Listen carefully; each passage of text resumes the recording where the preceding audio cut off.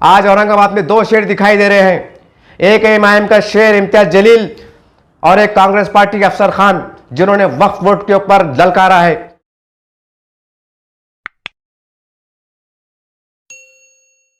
आप देख रहे हैं एसडीएम न्यूज़, मैं हूं रियाज अंसारी। जैसा कि सबको पता है, कल खासदार इम्तियाज जलील साहब ने जालना रोड के ऊपर एक थोड़ा सा मुजाहरा किया और ज़मीन माफियाओं में और धन्ना सीटों में हड़कंप मचा दिया। ये एक बहुत खुशी की बात है। मैं उनको इस इक़दाम के लिए जो उन्होंने अमली तौर से मुजाहरा किया, उसके लिए उनको मैं अपनी तरफ से दिल की गहराइयों से मुबारकबाद पेश करता हूँ। इसी तरह से इस धरने प्रदर्शन को लेके आज पूरे औरंगाबाद शहर में अनेक तरह की चर्चाएं चल रही थी, जिसमें कुछ सुझाव भी निकल के आए। कुछ वही बातें जो कई दानिश्वर औरंगाबाद के जो समाजी खिदमतगार हैं, जो हमारे बुज़ुर्ग सियासी कायदीन हैं, उन्होंने काफ़ी लोगों ने मुझे बुलाया, मेरे से तबादले ख्याल किया, मेरे से बातचीत की। उनका सीधे तौर पे कहना था कि आप एक बहुत अच्छी बात रख रहे हैं, आपकी बात करने का अंदाज़ बेहतर है, आप दिल से बात करते हो, तो ये हमारा पैगाम आपके चैनल के माध्यम से ज़रा पहुंचा दीजिए। वही बात मैं आज आपके सामने रखने जा रहा हूं। आज जो लोगों की आवाज़ है, एक मुसलमानों की एक आवाज़ है, वो ये है कि जिस तरह से इम्तियाज जलील साहब ने आवाज़ उठाए हैं, हम समझते हैं कि उन्होंने अपने एक बयान में कहा है कि कांग्रेस, राष्ट्रवादी पार्टी और दीगर पार्टियों को उन्होंने और तमाम मुस्लिम कायदीन को एक तरह से आवाज़ दी है कि हम राजनीति से ऊपर उठकर इस मामले की लड़ाई लड़ें। हम समझते हैं कि इम्तियाज जलील साहब ने एक सियासी अखलाकी वो मुजाहरा किया है जिसे तारीख में लिखा जाएगा। वाकई एक बहुत बड़ी बात है कि एक अपने वक्त का खासदार जो तो आवाज़ देता है कि आइए मेरे साथ और हक़ के लिए लड़ाई लड़ें। ये बहुत बड़ी बात है। हम समझते हैं कि इसके ऊपर औरंगाबाद के जो तमाम पार्टियों के ज़िम्मेदारान हैं, सेकुलर पार्टियों के तमाम मुस्लिम कायदीन से मेरी अदबन और बहुत एहतराम से मेरी उनसे गुजारिश है कि देखिए, आप अपनी पार्टियों के नज़रिए से बालातर होकर आज इम्तियाज जलील साहब को ताकत देने का वक्त आ गया है।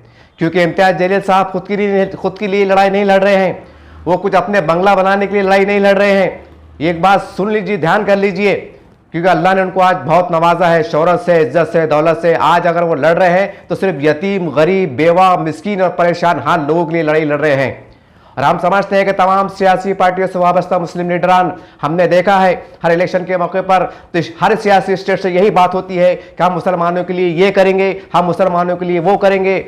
एक सीधी तीसरी तौर पे बात है, मैं तमाम सियासी पार्टियों के मुस्लिम नेताओं से पूछना चाहता हूँ बड़े अदब एहतराम के साथ कि आज महाराष्ट्र में आघाड़ी सरकार किससे अपना होके साल डेढ़ साल का अरसा हो गया है। कहाँ है मौलाना आज़ाद, कहाँ है मौलाना आज़ाद फाइनेंस कॉरपोरेशन? अरे आप मुसलमानों को एक कॉरपोरेशन के जरिए 50,000 का 1 लाख का लोन नहीं दिला सकते, तो बड़ी हैरत और शर्मिंदगी की बात है कि आप मुसलमानों को क्या इंसाफ दिला सकते? ये पूछ रहे हैं हर मुसलमान, औरंगाबाद का चप्पे चप्पे का मुसलमान पूछ रहा है आपसे। क्या जवाब है आपके पास? बड़ी हैरत की बात है। हमने लॉकडाउन के समय देखा है कि जब विभागीय आयुक्त और पुलिस कमिश्नर साहब, जिला कलेक्टर साहब ने जब सदा लगाई थी कि आइए हमें कोरोना से निपटना है, तो हमने देखा है, पूरे शहर ने देखा है कि उस कार्यालय के अंदर पुलिस कार्यालय के अंदर तमाम पार्टी के मुस्लिम कायदीन एक छत के नीचे बैठे हुए नजर आते थे। आखिर क्या वजह है कि एक पुलिस आयुक्त के कहने पर, विभागीय आयुक्त के कहने पर, जिला कलेक्टर के कहने पर हम एक जगह आ जाते हैं? क्यों आ जाते हैं? क्योंकि एक समाज हित का मसला है, लोगों की जान हित का मसला है, इसीलिए आते हैं ना। तो आखिर क्या कारण है कि आज वक्फ बोर्ड की ज़मीन के ऊपर हज़ारों ज़मीन की बचाने के लिए इम्तियाज जलील अगर आवाज़ लगाते हैं बाहैसियत मुसलमान के, अपने पार्टी से बालातर होकर, तो क्या सियासी पार्टियों के जो जितने भी मुसलमान लीडर हैं, कायदीन हैं, क्या उनका अखलाकी फ़र्ज नहीं है कि वो इस वक्त इम्तियाज जलील के साथ खड़े हुए नजर आए? आखिर हमें क्या बुराई है? क्या एमआईएम जो है तो हिंदू परिषद, बजरंग दल, क्या इनकी जैसी पार्टी है? क्या मुस्लिम दुश्मन पार्टी के जैसा आरोप लगता है ये उस तरह की पार्टी है? कहीं ना कहीं हमें सोचने की जरूरत है। हमें हमारी आना परस्ती, सियासी परस्ती जो है, एक सियासी रंजिश है, उसे भुलाने की जरूरत है। हम ऐसे इस्लाम और ऐसे मजहब को मानने वाले हैं कि जहां पर हम सलाम करते हैं, मुसाफा करते हैं, गले मिलते हैं, तो हमारे मजहब के मुताबिक, हमारे शरीयत के मुताबिक हमारे तमाम गिले शिकवे दूर हो जाते हैं और अल्लाह हमारे गुनाहों को माफ कर देता है। ऐसे मजहब के हम मानने वाले हैं। आज औरंगाबाद में दो शेर दिखाई दे रहे हैं, एक एमआईएम का शेर इम्तियाज जलील और एक कांग्रेस पार्टी के अफसर खान, जिन्होंने वक्फ बोर्ड के ऊपर ललकारा है। आवाज दी है, उनका भी नजरिया यही था, उनका भी कहना यही था कि हमें मिलकर लड़ाई लड़ना है। अब सवाल यह पैदा होता है कि औरंगाबाद में क्या दो मुसलमान कायदीन मौजूद हैं, एक अफसर खान और एक इम्तियाज जलील? कहाँ है दूसरे पार्टियों के जो रहने वाले मुस्लिम कायदीन जो बड़ी बड़ी बातें करते हैं, बड़े बड़े दावे करते हैं? आज मुसलमानों की जमीन जो हमारे हक की है, कानूनी एतबार से हक की है, शरई एतबार से हक की है, और फिर हम जो है तो उसके लिए एक जगह पे नहीं आ रहे हैं। आखिर क्या वजह है? अगर आपको लगता है कि आपके आने से आपका सियासी वजन कम होगा तो चलो ठीक है, तो आप अपनी पार्टी के परचम तले वो जमीन छुड़ा के बताइए, मुसलमानों को बसा के बताइए, तो हम कहेंगे कि आप वाकई मुसलमानों के कायदीन हैं। ये क्या तमाशा है, ये क्या मजाक है? इतने सालों से जो तो मुसलमानों को बेवकूफ बनाया जा रहा है, गुमराह बनाया जो तो गुमराह किया जा रहा है। आखिर हम कब तक बर्दाश्त करें? आखिर हम कब तक बर्दाश्त करें? एक बड़ी हैरत की बात है कि आदिवासी समाज एक नारा लगाता है कि जो सरकारी है वो हमारी है। बड़ी हैरत की बात है, एक आदिवासी समाज के लोग नारा लगाते हैं कि सरकारी गैरन जमीन होती है, उनका नारा होता है कि जो सरकारी है वो हमारी है। और बड़े अफसोस की बात है कि जो वक्फ की है और हमारी नहीं है, वो चोरों की है, धन्ना सेठों की है, जमीन माफियाओं की है, चंद मुट्ठी भर जो तो राजनेताओं की है। ये कहाँ का इंसाफ है? ये कहाँ का इंसाफ है? अरे हम तो सुनते थे एक जमाने में कि टीपू सुल्तान के पास जो थे मीर जाफर हुआ करते थे, और उनकी वजह से आज मुसलमानों को नुकसान पहुंचा है, टीपू सुल्तान को शहीद कर दिया गया। तो हम क्या ये समझे कि आज भी हमारे सेकुलर पार्टी में ऐसे मुसलमान कायदीन मौजूद हैं कि जो हमारे समाज का, हमारी कौम का सौदा करते हैं?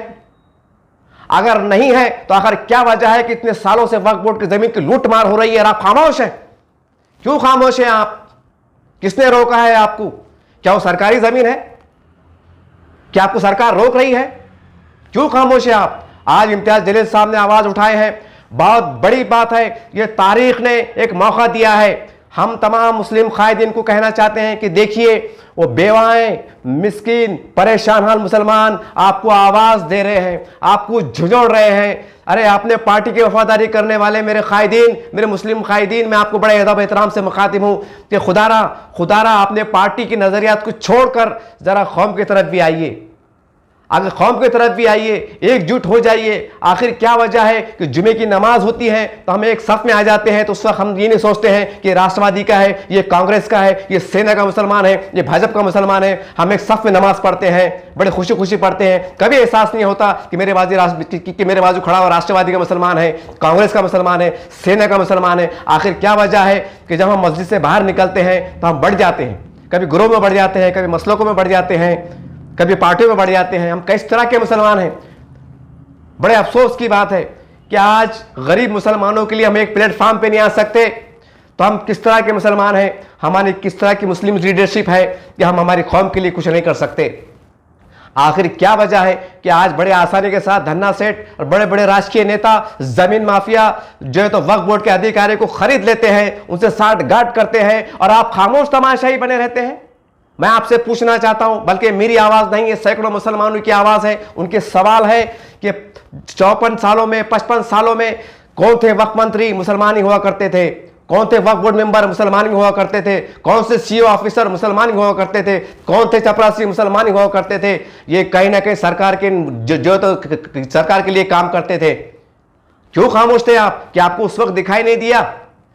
सियासी स्टेट से बहुत नारे लगाते हैं कि शिवसेना ऐसी है, भाजपा ये है, और भाजपा वो है, और ये है।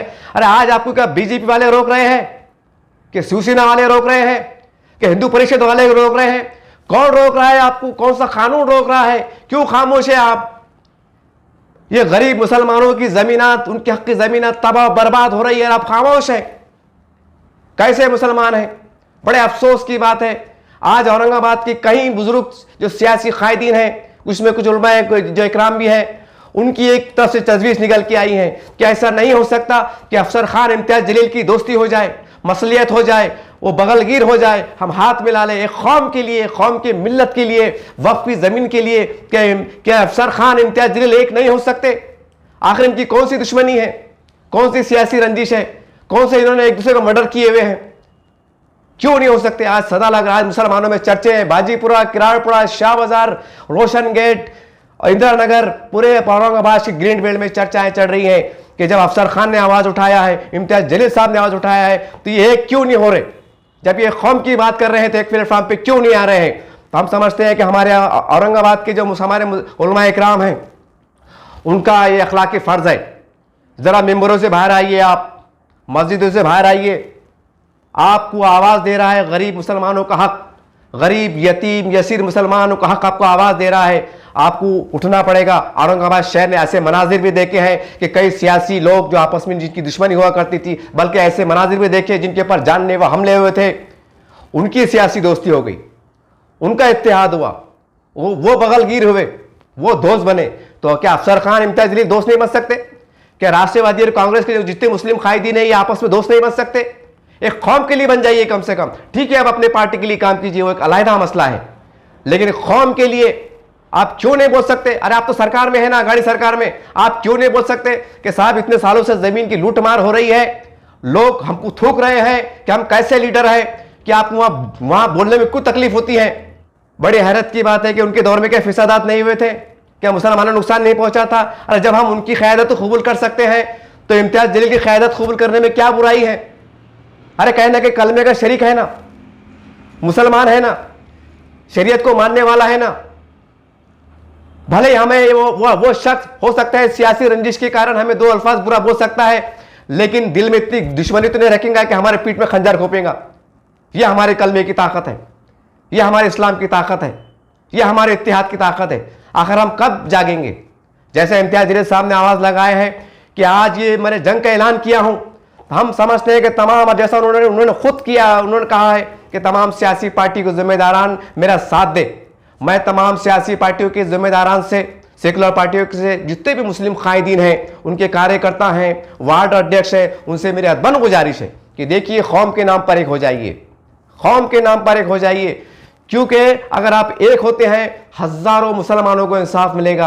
हज़ारों हमारे मुस्लिम जो बेवाएं हैं, जो घरों में बैठी हुई बच्चियां हैं, जो बेरोजगार नौजवान हैं, ऐसे ज़ईफ़ हजरात हैं जो भीख मांगते हुए नज़र आ रहे हैं, ऐसी पर्दापोश मेरी ख़वातीन बहनें हैं जो भीख मांगते हुए नज़र आ रही हैं। अरे बड़ी शर्म आ रही है मुझे बोलते वक्त कि हमारी पर्दा नशीन कुछ गुर्बत ज़दा मेरी बेटियाँ, मेरी बहनें आज जिस्म के कारोबार में लगी हुई है, गुर्बत के मारे। आज उनको इंसाफ मिलेगा अगर आप एक जगह आते हो तो। ये सच्चाई है, ये बहुत कड़वी सच्चाई है। आप इसका सर्वे कर सकते, इसकी मालूमात ले सकते। आपको आखिर किस तरह समझाया जाए? बहुत हैरत की बात है। मेरी आखिरी में तमाम औरंगाबाद के तमाम राष्ट्रवादी, कांग्रेस, समाजवादी पार्टी, जनता दल और जितने भी हैं हमारे मुस्लिम संगठन हैं, और ख़ास करके जमात इस्लामी हिंद, जमीयत उलमा हिंद, अहले सुन्नत वल जमात, अहले हदीस, इनके जिम्मेदारान से भी मेरी गुजारिश है कि आप मैदान में आइए। और तमाम जो सियासी पार्टियां जो फूट पड़ी हुई है, हमारे मुस्लिम कायदीन जो सियासी रंजिश का शिकार है, खुदारा इनको एक छत के नीचे लाइए, इनकी दोस्ती कराइए। ठीक है, अपने अपने प्लेटफॉर्म पे आप थोड़ा बहुत बोल लेते हो, दिखावे के वास्ते एक दूसरे को बुरा बोल देते हैं, वो एक अलग शक्ल है। लेकिन आज हमें बगलगीर होना है। हमें गरीब, यतीम, यसीर, बेवा, मिस्कीन, परेशान हाल लोगों की ज़मीन को बचाने के लिए अगर हम एक हो गए तो ज़रा सोचिए अल्लाह कितना खुश होगा, कितनी रहमतें ज़मीन पे आएगी। इसका अजर आपको आखिरत में मिलेगा। यह बहुत बड़ा काम होगा अगर आज अफसर खान इम्तियाज जलील मिल जाते हैं और तमाम जो राष्ट्रवादी के, कांग्रेस के, समाजवादी पार्टी के और शिवसेना के जो मुस्लिम कायदीन हैं, अगर आज एकजुट होते हैं और इम्तियाज जलील की क़यादत में या उनके खाने से खाना मिला के अगर आप चलते हैं तो क्या बुरा है? क्या बुरा है? आप अगर उनके साथ कदम पे कदम चलते हैं, एक कदम पे अल्लाह आपको 1000 नहीं कह देगा। मेरा दावा है, इसलिए देगा क्योंकि आप यतीम, गरीब, मिस्कीन, जो बेवा, जो बेकस की ज़मीन जो पड़ी हुई लावारिस, जिन पे आज नाजायज़ कब्जे हैं, उनको छुड़ाने के लिए आपका एक एक कदम अल्लाह की बारगाह में कबूलियत का जो बायस बनेगा। आपको एक एक कदम पे अल्लाह 1000 नहीं कह देगा और अल्लाह आपको दुनिया के अंदर भी सुरखरू करेगा, आपकी सियासत को कामयाब करेगा, आपकी तिजारत को कामयाब करेगा, आपके इत्तेहाद को कामयाब करेगा, आपकी सरबलंदी को कामयाब करेगा। आप इसे मामूली बात नहीं समझे। बड़ी हैरत की बात है कि जब सीए का टाइम आता है तो हम एक जगह आ जाते हैं, कांग्रेस वाले भी आवाज लगाते हैं, राष्ट्रवादी आवाज लगाते हैं। जब आपको एहसास नहीं होता था, वो इसलिए होता था कि बीजेपी वाले केंद्र में है। बड़ी हैरत की बात है कि हमने देखा है, जब बड़ी हैरत की बात है, मैं तो इस वक्त कहूंगा कि जब एक जमाने में शिवसेना को फिरका परस्त कहा जाता था, सेकुलर पार्टियां उनको फिरका परस्त कहती थी, और कितनी शर्मनाक बात है, कितनी सियासी मुफाद परस्ती का मुजाहरा देखने को महाराष्ट्र में मिल रहा है कि कांग्रेस, राष्ट्रवादी कांग्रेस, शिवसेना ये आपस में मिलकर एक सरकार बनाते हैं और उदय जी को मुख्यमंत्री बनाते हैं। देखिए क्या इसको बोलते हैं सियासी मुफाद परस्ती। कि कभी उस वक्त आपको ख्याल नहीं आया कि सैकड़ों फिसादात हुए थे, कई मुसलमान मारे गए थे, कई मुस्लिम बहनों की बेटियों की इज्जत लूटी गई थी, जब उसका आपको ख्याल नहीं आया? बड़े मीठी मीठी बातें कर रहे थे। ये वक्त का तकाजा है, ये हालात का तकाजा है, नहीं तो बीजेपी आ जाएंगी। हाँ, अरे आप जो है तो बीजेपी को रोकने के वास्ते शिवसेना को गले लगा लेते, एक जगह आ जाते और मुसलमानों को बोलते कि सब्र से काम लो, अल्लाह बहुत बड़ा है। और तो आज अगर कौम की ज़मीनात, गरीब यतीम की ज़मीनात, अल्लाह के नाम पे ज़मीनात तहफ़्फ़ुज़ का मसला आता है और एक मुसलमान जो खासदार है, हमारा नसीब अच्छा है कि एक मुसलमान खासदार है, अगर वो आवाज़ उठाता है तो आप एक जगह क्यों नहीं आते? जब शिवसेना से आप हाथ मिला सकते हो तो इमाम से हाथ मिलाने में आपको क्या बुराई है? कौम के नाम पर, ठीक है, आप सियासत के नाम पे मत मिलाइए कि कौम के नाम पे नहीं मिला सकते आप। अरे अगर हम आपस में अगर इत्तेहाद नहीं कर सकते कौम के नाम पर तो हम कैसे मुसलमान हैं? कैसी हमारी सियासत है? कैसी हमारी कौम परस्ती है? अगर हम कब जागेंगे? क्या वो वक्त इंतजार कर रहे कि हमें हमारे घरों में घुस के मारा जाए? क्या आप इस वक्त इंतजार कर रहे कि जो वक्फ की जमीनात के ऊपर खुल्ला लोग बैठे और मुसलमान वहां जाने की जरूरत ना कर सके? क्या आप इस वक्त का इंतजार कर रहे हैं आप लोग? मेरी आपसे दर्दमंद अपील है, मेरे उलमा इकराम से अदबन गुजारिश है, तमाम इस्लामी पार्टियों के जिम्मेदारों से अदबन गुजारिश है कि देखिए, खुदारा मैदान में आइए और तमाम जो हमारे औरंगाबाद के जो बड़े बड़े सियासी कायदीन हैं, जो उनकी सियासी रंजिश है, इनको मिलाने का काम कीजिए। वक्फ की ज़मीन के ऊपर हर मुसलमान को एक होना ज़रूरी है, चाहे किसी भी पार्टी का हो। और उसके अलावा आपको अपने पार्टी के अंदर रहकर अपने पार्टी के कायदीन से आखिर आप कब बोलेंगे? इम्तियाज़ जलील साहब ने आवाज़ उठाए, कभी पेपर में कटिंग देखने को नहीं आई कि फला सियासी पार्टी के जो तो मुस्लिम लीडर ने अपने को कहा है कि सरकार हमारी मदद कीजिए, न तो हमारा वोट बैंक खराब हो जाएगा। ये इमाम वाले जो आवाज़ बहुत उठा रहे, इम्तियाज़ साहब आवाज़ उठा रहे, हमारी राजनीति खत्म हो रही। अरे कम से कम राजनीति का तो कहते आप, आपने नहीं कहा। क्या इतने दबे हुए हैं आप? अरे अगर हम गरीब मुसलमानों को आप इंसाफ नहीं दिला सकते तो आप हमारे कैसे सियासी कायदीन हैं? मेरी आपसे गुजारिश है कि वक्त इम्तियाज़ जलील को बुरा भला कहने का नहीं है और एकजुट होने का वक्त है। उनकी क़यादत में उनसे खाने से खाना मिलाकर हमें चलने की ज़रूरत है। पूरे महाराष्ट्र में यकीन मानिए, अगर आपका इत्तेहाद होता है, ये तारीख़ शहर औरंगाबाद है, बुजुर्गान दीन की सरजमीन, पाकीज़ा सरजमीन है, यह औरंगज़ेब रहमतुल्लाह अलैह का शहर है। यहाँ पर अगर आपका इत्तेहाद होता है तो यकीन जानिए पूरे महाराष्ट्र में इसका मुस्बत पैगाम जाएगा, पूरे महाराष्ट्र के सियासत में हलचल मचेंगी, पूरे महाराष्ट्र के सियासत में तमाम लोग एकजुट होंगे। ये आपके इत्तेहाद की बरकत रहेगी कि पूरे महाराष्ट्र के मुसलमान तमाम पार्टी से बिला तफरीक आपस में जो तो करीब आएंगे। यह आपके इत्तेहाद की बरकत रहेगी। इसलिए मेरी आपसे आखिर में गुजारिश है कि एक होइए, एक जगह आइए। ये कौम का मसला है, और अपनी अना परस्ती को छोड़िए और खुदा और उसके रसूल के नाम पे छोड़िए। ये कौम का मसला है, ये वक्फ की ज़मीनात का मसला है। हज़ारों गरीब मुसलमान दर की ठोकरें खा रहे हैं, बेरोज़गार मुसलमान नौजवान आज भटक रहे हैं, और उनकी दुआएँ लीजिए, उनके साथ इंसाफ कीजिए। कल अल्लाह आपको पूछेगा कि हमने आपको पार्टी के बड़े बड़े ओहदे पर फाइज किया था, आपने कौम में मिल्लत के लिए क्या काम किया था? वक्फ की ज़मीनात लूट रही थी, तबाह बर्बाद हो रही थी, आपने क्या किया? क्या आपने इस्तीफा दिया? क्या आपने आवाज़ उठाई? क्या आपने धरने मोर्चे निकाले? क्या आपने आंदोलन करे? क्या किया आपने? जब आपने पार्टी की जब बात आती है, इलेक्शन की बात आती है, तो आप 24 घंटे गली गली घूमते हैं, हज़ारों लाखों रुपया खर्च करते हैं, जिंदाबाद मुर्दाबाद का नारा लगाते हैं, और आज हमारे यतीम गरीब यसीर की ज़मीन हज़ारों एकड़ पड़ी हुई है, उनके लिए आपके लिए मुंह में आवाज़ नहीं उठती है। आप अपनी पार्टी को चैलेंज नहीं करते हैं कि हम इस्तीफा दे देंगे। अगर आपने 24 घंटे के अंदर इसके ऊपर कोई निर्णय लिया था हम इस्तीफा दे देंगे, आप क्यों नहीं कहते? क्या आप गरीब हो जाएंगे? क्या आप मिस्कीन हो जाएंगे? क्या आपके कारोबार बंद हो जाएंगी? क्या आपकी सियासत बंद हो जाएंगी? अरे अल्लाह देने वाला है, इज्जत देने वाला है, ताकत देने वाला अल्लाह है, सियासत देने वाला अल्लाह है, नाकामी देने वाला अल्लाह है, कामयाबी देने वाला अल्लाह है। हम मुसलमान हैं, हमारा ईमान अल्लाह पे है। मेरी आखिरी में आपसे इल्तिजा है, दरख्वास्त है कि खुदारा एक हो जाइए, इत्तेहाद का मुजाहरा करने की कोशिश कीजिए, कलमे की बुनियाद पर एक हो जाइए, और फिर देखिए ये पूरे महाराष्ट्र से कैसे धन्ना सेठ, जमीन माफिया और कुछ मुट्ठी भर राजकीय नेता, जिन्होंने हजारों एकड़ अपना बाप का माल समझ के, फुकट का माल समझ के, हराम का माल समझ के जो कब्जा किया है, कानून को गुमराह किया है, वक्फ बोर्ड को भी गुमराह किया है, सरकार को भी गुमराह किया है, और सबसे बड़ी बात, शर्मिंदगी की बात, बेवा, मिस्किन, मजबून और परेशान हाल मुसलमानों को गुमराह किया है, इनकी बदवाएं ली है। याद रखिए, अल्लाह आपको पूछेगा, अल्लाह आपको पूछेगा। इसलिए मेरी आखिरी में आपसे दरखास्त है, मैं उम्मीद करता हूं कि ये कौम की आवाज़ पर, ये हज़ारों मुसलमानों की आवाज़ पर उनके दर्द को मैंने बयान किया हूं। और हम उम्मीद करते हैं कि आने वाले चंद दिनों में तमाम पार्टियों के मुसलमान एक जगह आकर सर जोड़कर बैठेंगे, एक लाहेमल तैयार करेंगे और गरीब मुसलमानों को, यतीम मुसलमानों को, परेशान हाल मुसलमानों को किस तरह इंसाफ दिला सकते हैं, उनको किस तरह बचा सकते हैं, उसके लिए ठोस तरीके से काम करेंगे। शुक्रिया।